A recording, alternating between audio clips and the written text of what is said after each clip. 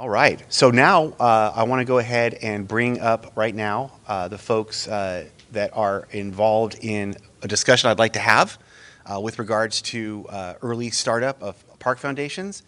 First of all, I want to have maybe Matt come up here. Matt Rosebrock is the vice chair of the National Association of Park Foundations, and I want to have him just come up really briefly, introduce himself and the panelists.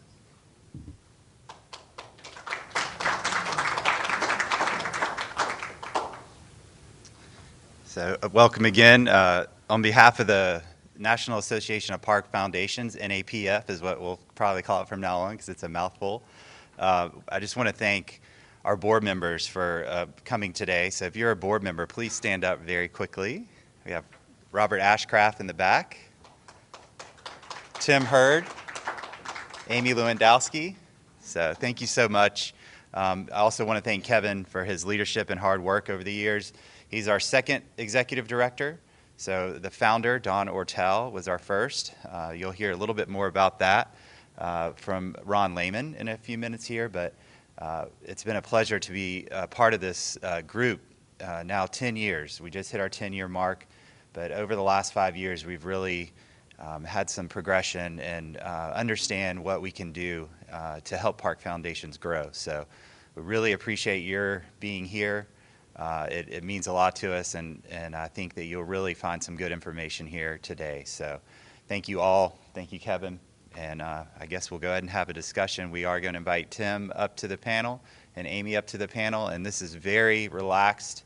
Please feel free to ask any questions you might have. Hopefully we are able to answer these questions, but we really just want to spark some conversation and, understand what you may have as a challenge or what we may have as a challenge with park foundations and the subsequent agencies that we support.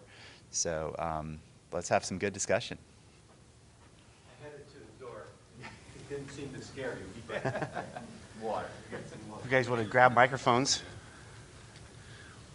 Maybe we can start with Yep. Yeah, we already heard from Matt. Let's go ahead and Amy, why don't you introduce yourself? Oh, you got to turn it on.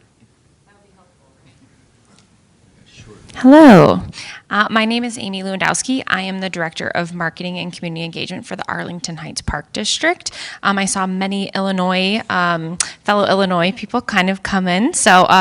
But for those of you that don't know where Arlington Heights is, I'm sure you maybe have heard us in the news. The Bears are supposedly, maybe allegedly, trying to move to Arlington Heights out of Chicago. So we are a suburb outside of the Chicagoland area. I think we're the third largest in Cook County and maybe like the 11th or 12th in the state. Or I could be totally wrong, and maybe those things are both a lie. But my position, I am the liaison for our park foundation. We're called the Arlington Heights Park Foundation.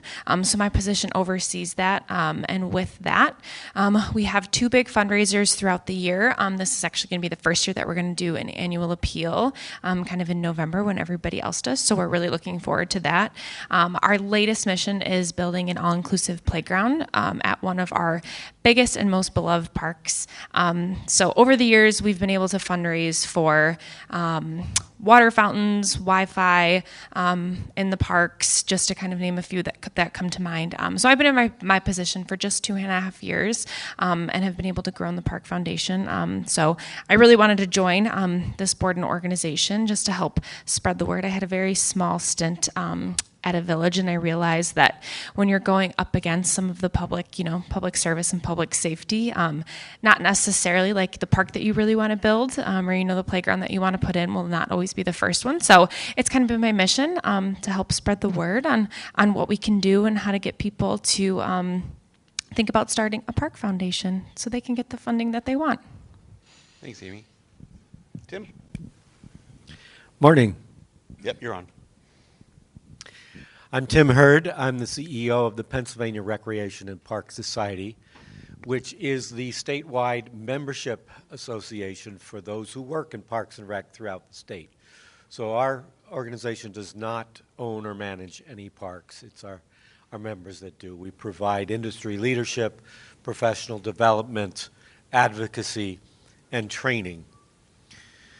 But we recognize that we have a unique position within the state to not just help our members directly, but to improve the lives of almost 13 million people throughout the state through parks and recreation. So we began looking at what can we do because of our unique position that can help things. And funding, of course, is always the number one topic among the membership and among across the industry. And we knew that the most popular grant program in the state comes from the state government through our Department of Conservation and Natural Resources, which gets a lot of its funding through the Land and Water Conservation Fund.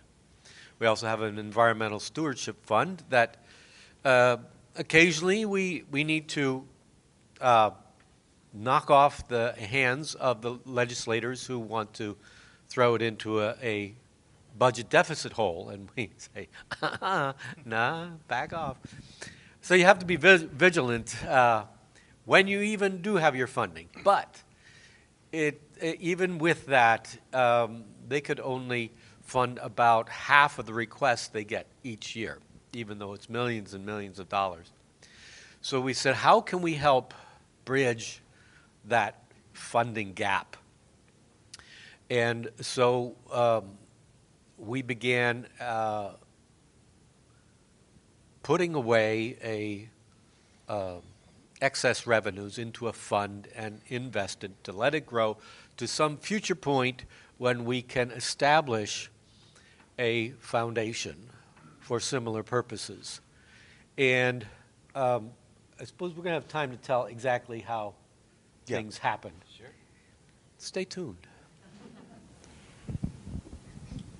I've had the opportunity to talk to most of you, but my name, again, is Matt Rosebrock, and my day job is at Charleston County Park and Recreation Commission in Charleston, South Carolina. So had the privilege of working there for almost 23 years. Most of that was in recreation programming, but in 2019, I was asked to manage our foundation. And I said, thanks, but no thanks. And then had an opportunity to think about it for a minute. Our foundation was basically a pass-through, just dormant. We weren't really using it for much, but things were moving behind the scenes. In 2014, we had a young gentleman named Genesis Holmes crawl into a pond and drown, unfortunately. Followed some friends in there.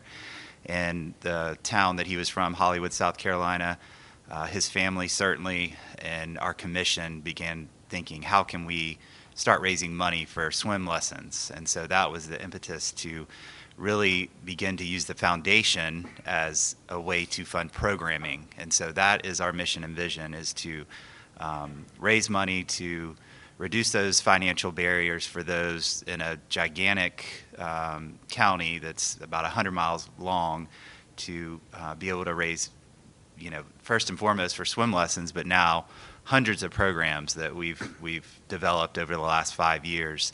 So it's really come a long way.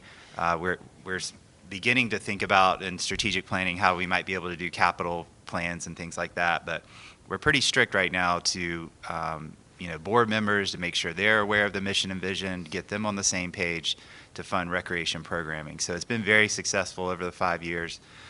Can talk to you for days about how to get staff involved in that sort of thing. So it's been a big hurdle, but our money goes a very long way.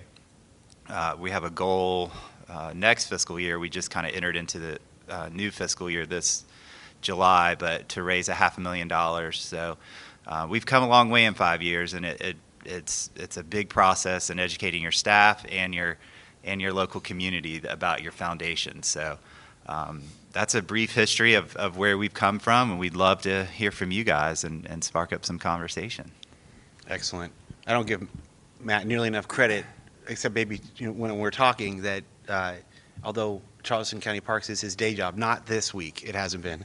This has been his job. He came here and has been a huge support for me as I do the things that I'm doing. All right. When are you going to start paying him? Exactly. Well, I think I inadvertently referred to him as an employee last night when I was talking to someone, but because it almost feels like we're working, obviously we're working on the same goals, so it feels really comfortable. All right, so we wanted to kind of talk, we have three completely different Park Foundation experiences here. Each of these park foundations are in a different part of their life cycle. They concentrate on different things. So I have some questions, which I hope will spur some good information for our folks that are attending and those that are watching this after the fact on video. So the first question, which I hope everyone was prepared for, how is your park foundation structured? Let's begin with Amy. So we've been around, I want to say, we just had our 24th golf outing. So I think we've been around for maybe 25 or 26 years now at this point. So like I said, my position, I'm employed by the Park District.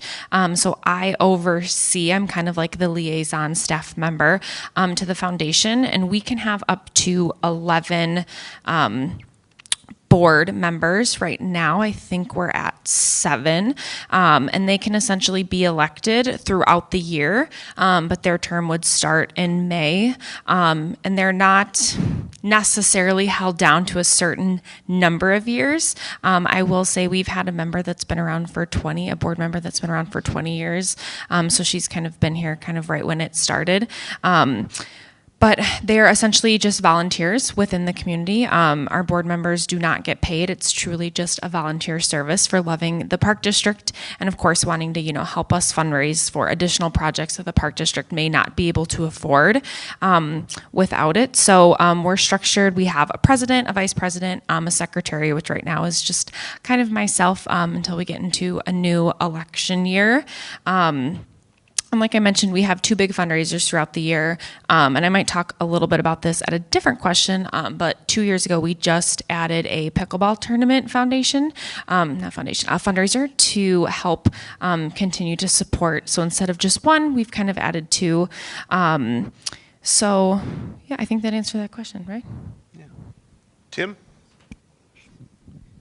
If I may start back with a little bit of the prehistory, because we're brand new, so that's the end of my story. So let me start before it.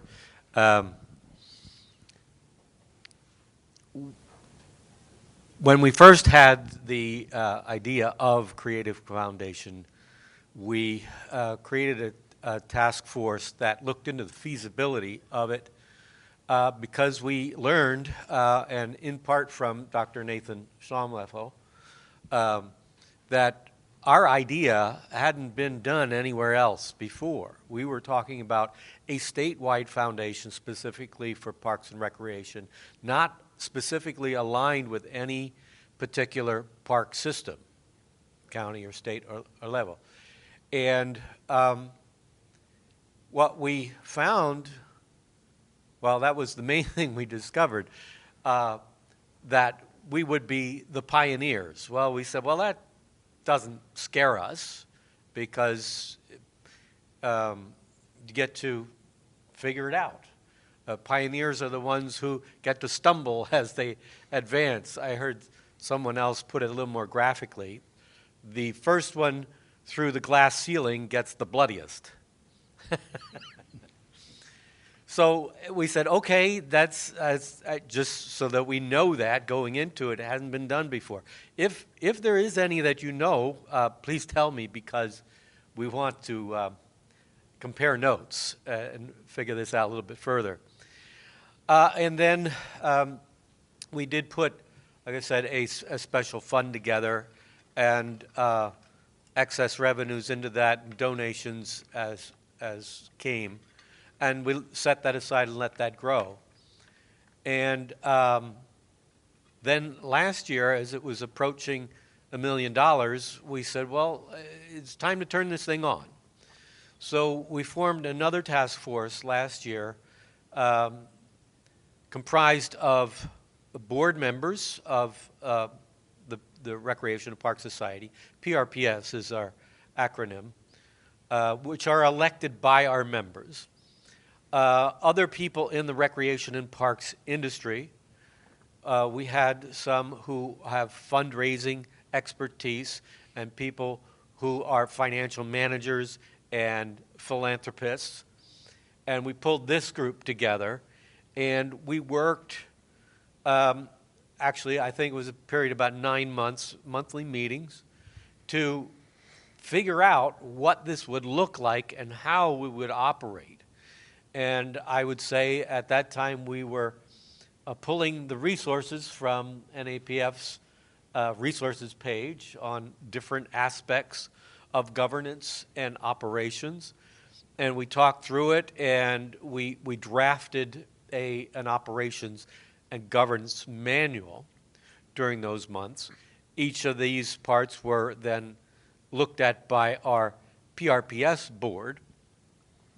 And then in November last year, the board at its meeting created the foundation by resolution.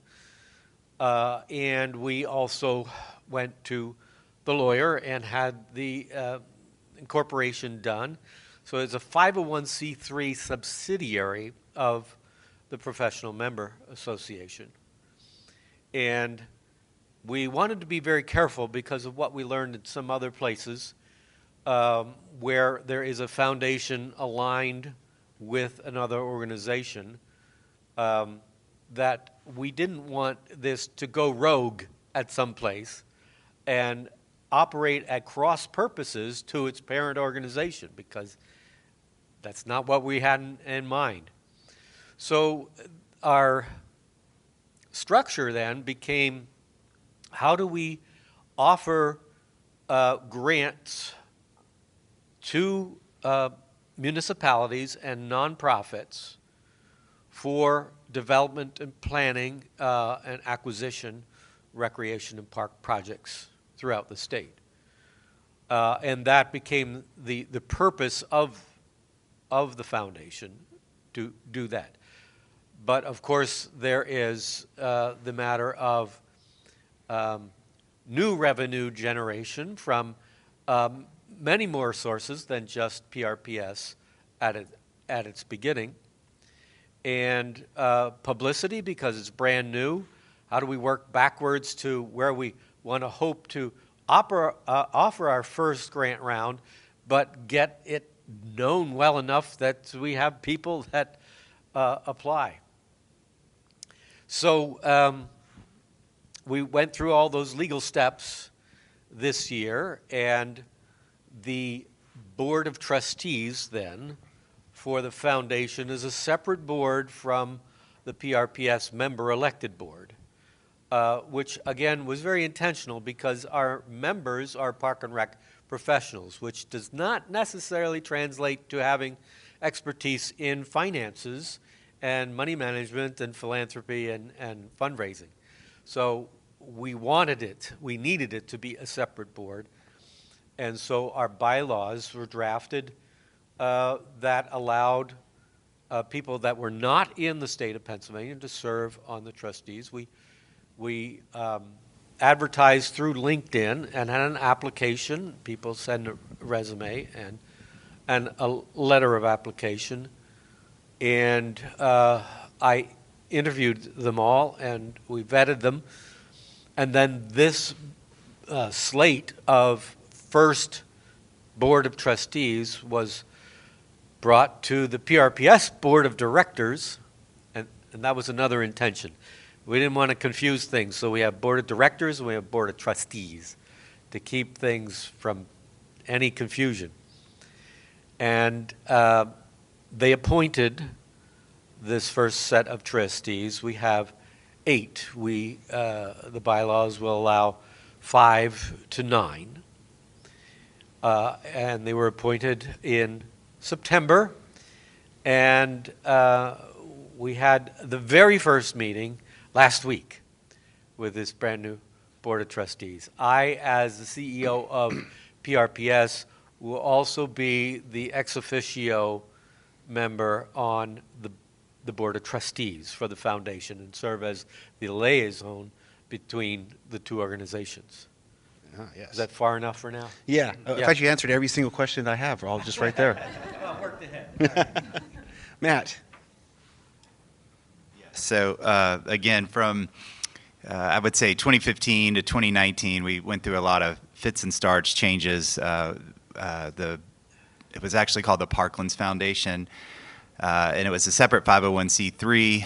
And a lot of the problems that we've seen now around the country, we were going through at that time. We had a board that was not directly supporting Charleston County Parks. We had an executive director that would bring in board members, and there was no alignment in mission and vision. So there was some issues as to. That's what we tried to avoid. Yes. From learning from other places. Exactly, and which we did, which was awesome. But lots of issues in that 2015 to 2019, and then the former executive director of the agency, Charleston County Park and Recreation Commission, had a very mission and vision guy named David Bennett had the idea to rename the Parklands Foundation the Charleston County Parks Foundation, and really understand what kind of designation we could be. So we're now a 509A3, and that's just a bunch of numbers there. But what that is it's a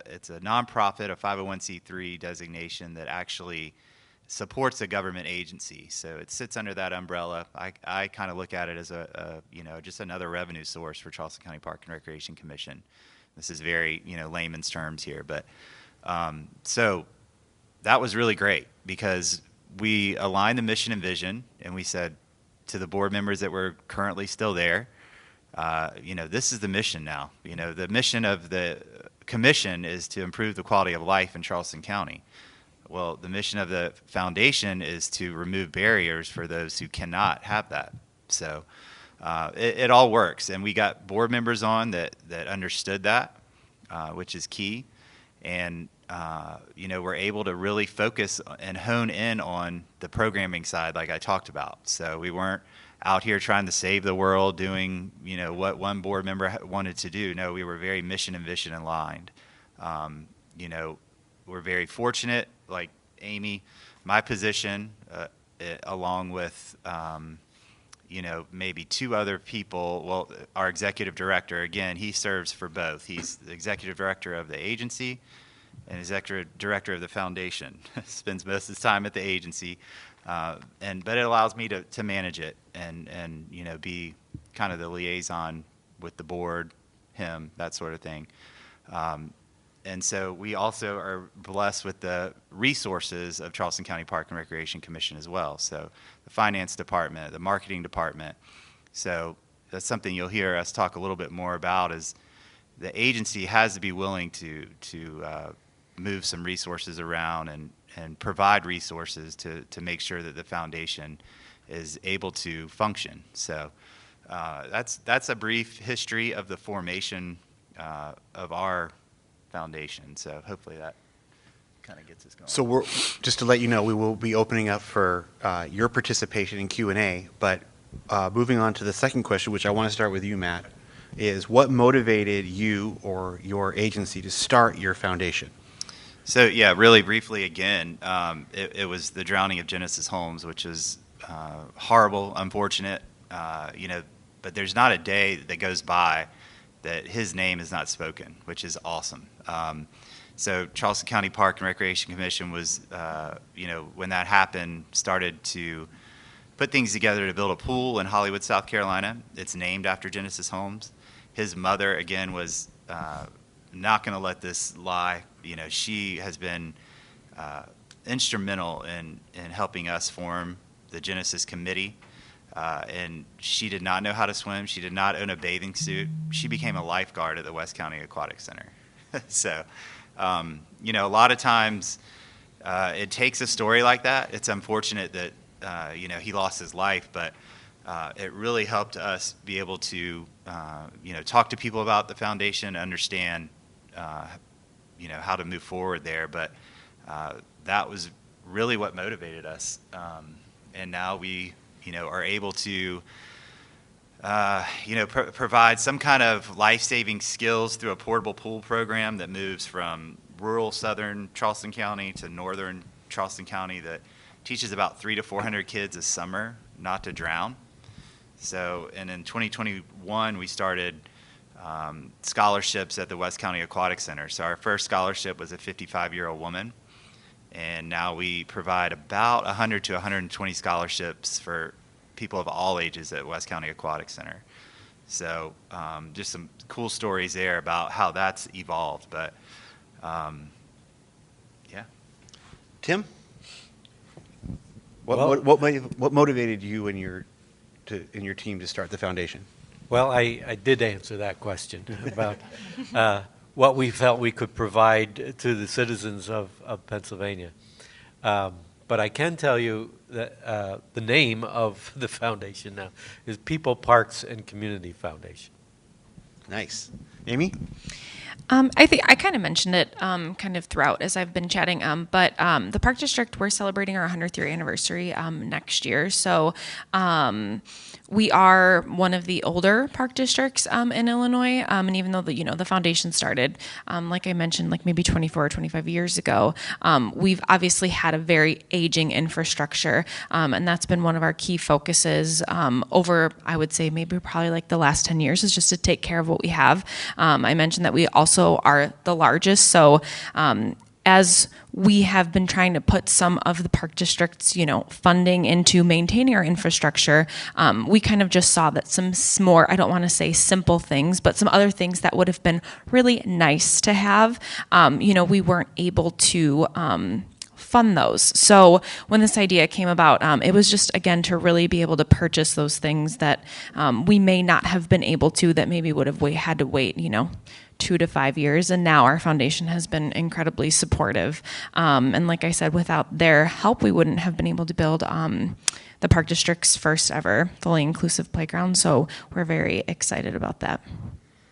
So we talk a lot about that relationship between the agency and the foundation, and there's a couple critical reasons why that relationship needs to be strong and robust. But probably primary, as far as the public is aware of, is in regard to collaboration on projects.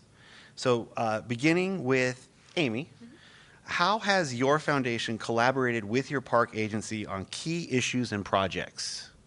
Yeah, so I just mentioned our playground again. So really the role of what our volunteers do at the Park Foundation is they're at, all of our special events throughout the summer, not even throughout the summer, just throughout the year, kind of being like the champions of the Park District. Park District staff, we love to do that as well, but coming from, maybe your neighbors or your peers, and all of our volunteers are incredibly involved in the community. They sit on the chamber board, Rotary, they're very, incredibly well connected. So they're kind of out there when we can't be, again, just championing, helping fundraise for some of these missions. And like I said, when we were looking to kind of start an additional fundraising source, our golf outing has certainly gone up with what we've been able to raise the last couple of years. We've kind of been sitting at like 20 to 25,000, which is great. And my district is incredibly lucky that we have our own golf course. So, we're kind of able to pull from our resources of what we have. So typically at our meetings, we're always trying to look at what the Park District has and what we could use. And I know many of us in this room, pickleball has grown very huge. It's a word that my Park District doesn't necessarily like to use because it's always people are always asking for more, wanting more. And we've put quite a lot of funding into pickleball courts over the last couple of years. So when Who hasn't? It's crazy. So, when we're really kind of looking to see what new ideas we have, again, we're looking at what the Park District has and what resources we could use. And that kind of goes back to being able to, get that buy-in from the rest of the staff.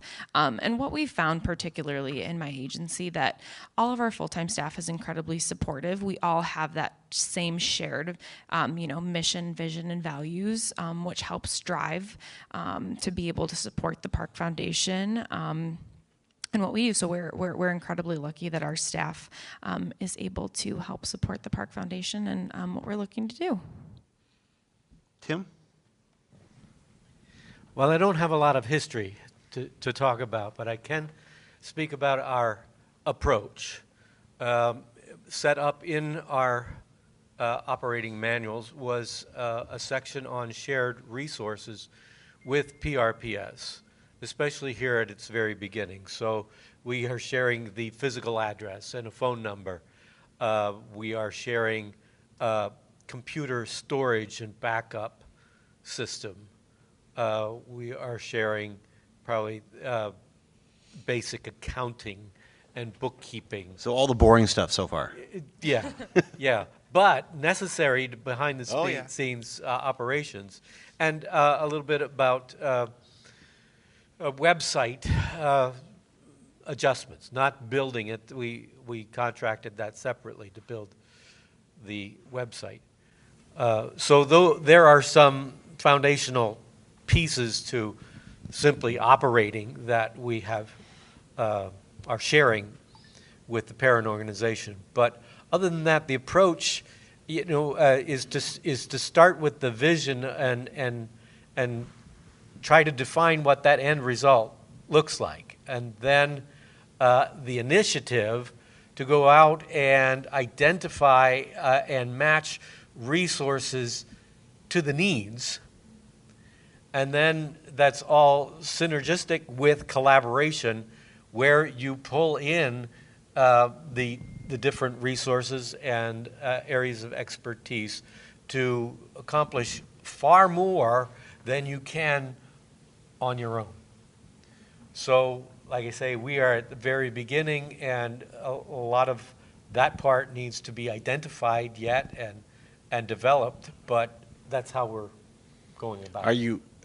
Are the two entities talking about any projects to work on? Or maybe some of this might not even be information that has been shared? No, not in particular.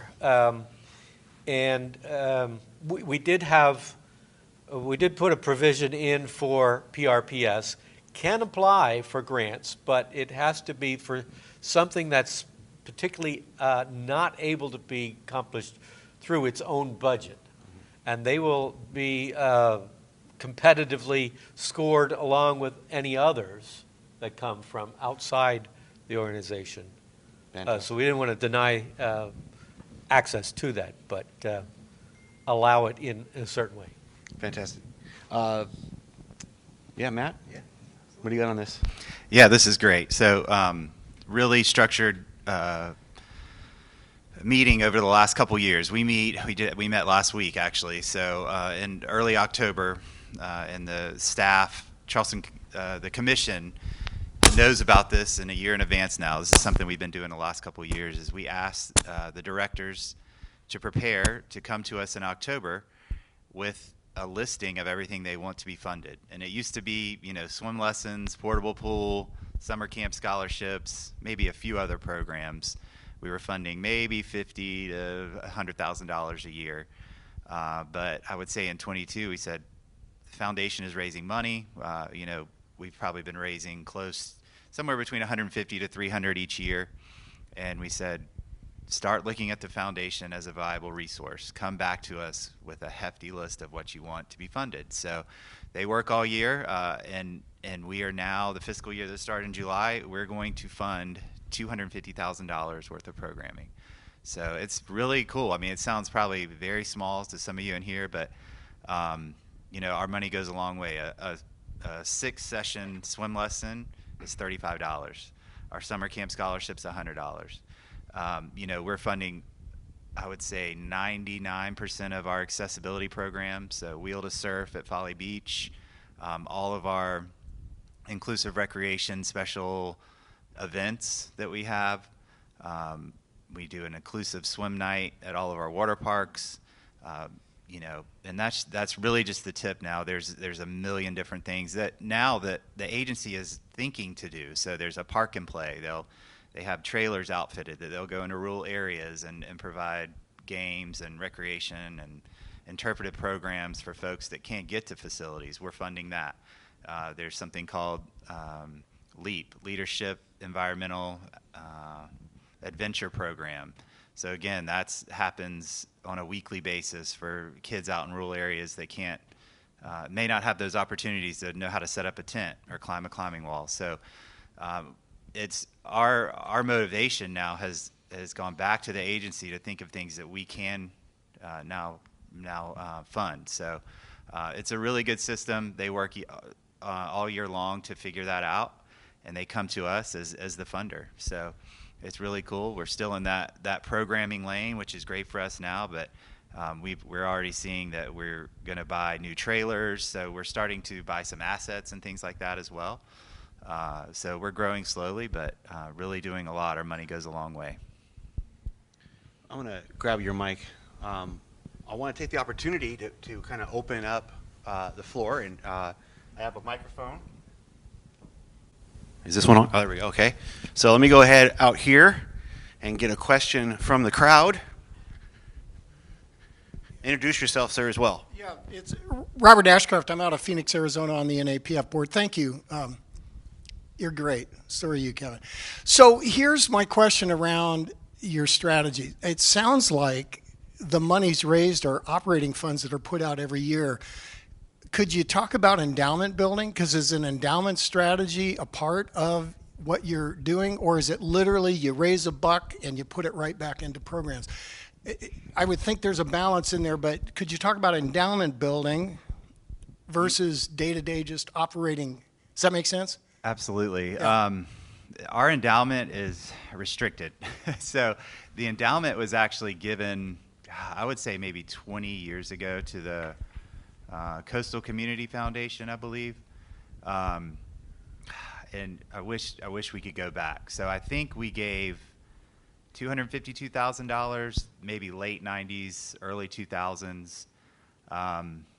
Again, when our foundation was dormant, and the stipulations, I'm not going to pretend to know exactly what they are, but the stipulation was basically we'd never pull that money out again, which was kind of a mistake because now it's close to $1 million. So we get the interest back, which is awesome. So we get about, last year I think it was $13,000 back in interest. But, and again, I don't know the laws or how it works, but the way we did it, that donation we made, we can't pull the big sum out, which is kind of unfortunate because again, it's up to about $1 million. So I know that's probably not the way that a lot of endowments work, but that's kind of where we're at. Now that $13,000 chunk that we get every year just continues to increase. But if we had to do it over again, we would probably have done it differently. So they made that donation when we had no idea what we wanted to do with the foundation. So, Tim, Amy, do you have a comment? Yes. Because, again, we are new, the money was commingled with our operating reserve of PRPS. We're about to split the books, and it has been residing and growing in a Vanguard investment fund that has been doing very well, actually, lately. In the past 12 months is 20.1%. So in our first meeting of the trustees last week, we said, well, what do we want to do with that? Because we want to grow it.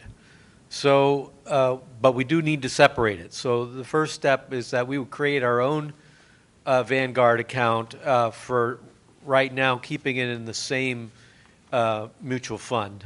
And but we solicited 3 proposals from investment firms, and we're going to be meeting with them later this month to hear what they think they can do and perhaps improve on the mutual fund return, which admittedly is already kind of impressive. And when I asked them to give a presentation, they said, well, do you have an investment policy? I said, oh, not yet, because we are that new. But I said, you may want to give us some options in your recommendations that we got this, or you need to, here's an alternate thing that you can consider. But yes, we need to both diversify and grow that fund. It's not in the bylaws, but it's in our operating that we would follow a basic 5% rule of thumb, which is not any rule, but we don't want to spend more than 5% in any year. In other words, keeping it below whatever we earn in the interest, so we're not eating away at that principle. But at the same time, again, because we are starting, we need to invest in the foundation itself in our own capacity.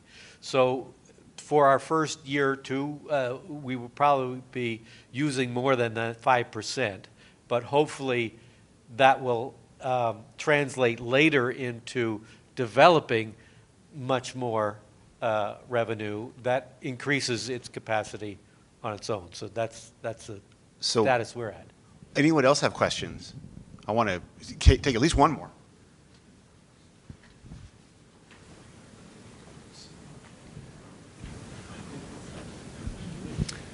Dave Angelis, excuse me, Plano, Texas, so just north of Dallas.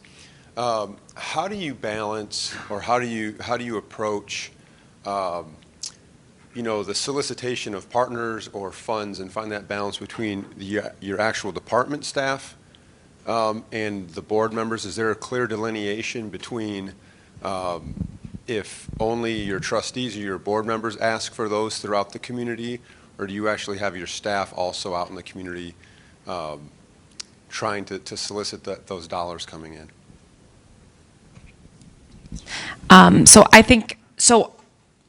I would say for the most part, it's typically our volunteers that are soliciting, just because they are very well connected in the community. So they do a really great job of that.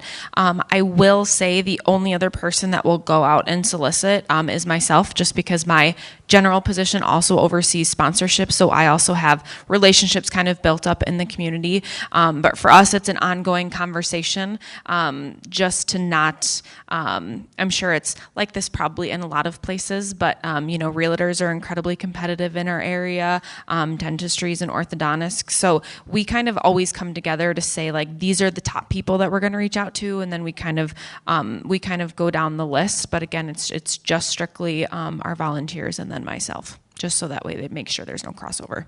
Matt, you got 1 minute. Yeah. So I would say it's the development staff that does the heavy lifting. So grants, donor cultivation. I mean, that is huge, is to try to build a donor base. We went from a few to now 3,500. So that is huge. Your staff has to work really hard. I too oversee our sponsorship department. So, having those connections is awesome. But building a board is so important. We could talk forever about that and how you select community members that have those connections and resources. So, people with a lot of money, a diverse board that have a lot of connections across the entire community. But yeah, I mean, that's a whole session in itself about how to select board members, because they'll come to you with, maybe $1 million connection or something like that. So again, huge. But, another very quickly thing that you need to start exploring is the, what is it, like, just draw a blank, but plan giving. So, that you could wait 10 years or it could come tomorrow. So that's huge, and just have your staff ready for that. All right. Well, thank you, panelists. I think next year we're going to allot more time for a panel discussion, but we are up against our agenda right now. Thank you, Amy. Thank you, Tim. Thank you, Matt.